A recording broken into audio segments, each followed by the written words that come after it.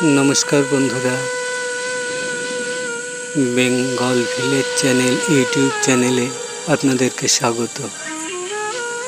আজ আমি আপনাদেরকে নিয়ে যাব মায়াপুর ইস্কন মন্দির থেকে কাছাকাছি গঙ্গার একটা ঘাটে। এই ঘাট ঐতিহাসিক ঘাট। এই ঘাটের নাম নিদয়া ঘাট। এ শুধু একটা ঘাট নয়, এক জীবন্ত ইতিহাস। শ্রী চৈতন্য মহাপ্রভু গভীর রাতে মাতা সচিমাতা এবং স্ত্রী বিষ্ণুপ্রিয়াকে ছেড়ে এই ঘাট থেকে গঙ্গা পেরিয়ে চলে গেছিলেন কাটোয়ায়। সেখান থেকে তিনি সন্ন্যাস নিয়েছিলেন। সেই জন্য এই ঘাটের নাম হয়েছে নিদয়া ঘাট। নির্দয় থেকে নিদয়া। যেহেতু প্রভু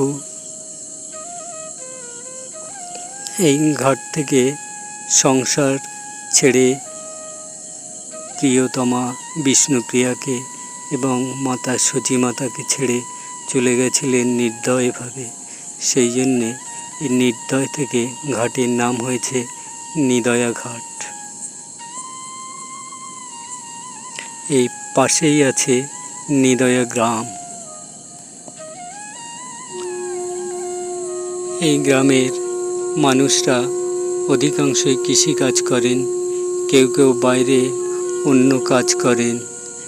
মায়াপুর ইস্কনে যেসব ভক্তরা বেড়াতে আসে তাদের খাবার দাবার বা অন্যান্য জিনিসপত্র বিক্রি, এসবের ব্যবসা, বা কেউ হোটেলে কাজ করেন। এই যে নিদয়া দেখতে পাচ্ছেন, নিদয়া 0 কিলোমিটার। কাজ শেষে সন্ধ্যাবেলা বাড়ি ফিরে আসেন এনারা। এসে এই গঙ্গার ঘাটে স্নান করেন, নিজেদের মধ্যে গল্পগুজব করেন, নিজেদের সুখ দুঃখ শেয়ার করে নেন, নিয়ে নিজেদেরকে হালকা বোধ করেন। এইভাবেই চলে এনাদের জীবন। এই যে রাস্তাটা দেখতে পাচ্ছেন, এই রাস্তাটা চলে গেছে মাঠের মধ্যে। কিছু দূরে গিয়ে সিমেন্টের রাস্তা শেষ হয়ে কাঁচা রাস্তা। সেই কাঁচা রাস্তাটা বাঁদিকে ঘুরে মাঠের মধ্যে গিয়ে শেষ হয়েছে। যেখানে শেষ হয়েছে সেখান থেকে ইস্কন মন্দির খুব কাছেই। এইখানে নদীতে আছে একটা জেটি, এখান থেকে নৌকা যাতায়াত করে। এখানে দেখতে পাচ্ছেন ছবিতে কত লোক স্নান করছেন, মহিষরা জলের মধ্যে আছে। এই ছবিটা যখন তুলেছি তখন সূর্য অস্ত চলে গেছে, তবুও সূর্যের যে আলো আছে সেই আলোতেই দেখতে পাচ্ছি। সারি সারি নৌকা দাঁড়িয়ে আছে।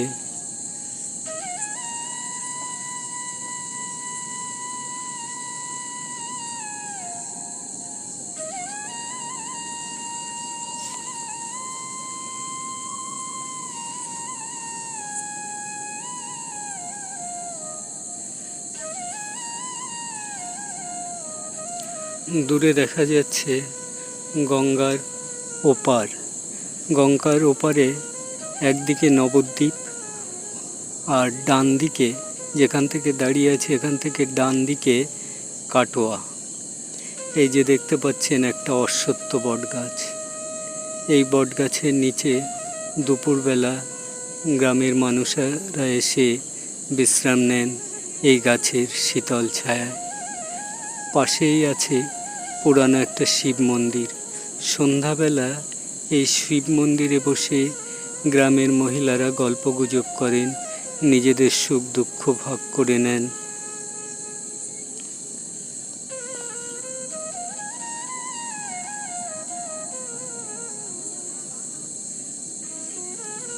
সামনে কারেন্টের পিলারটাতে লোক বসে বিশ্রাম নেন।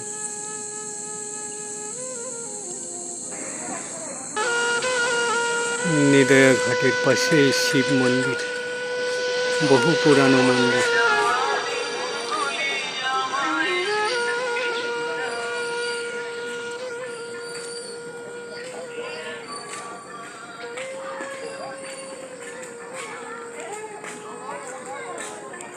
এপাশে দেখা যাচ্ছে গঙ্গা নদী।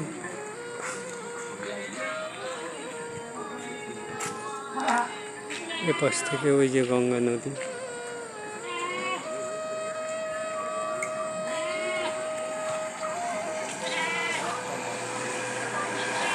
খুব সুন্দর মন্দিরটা।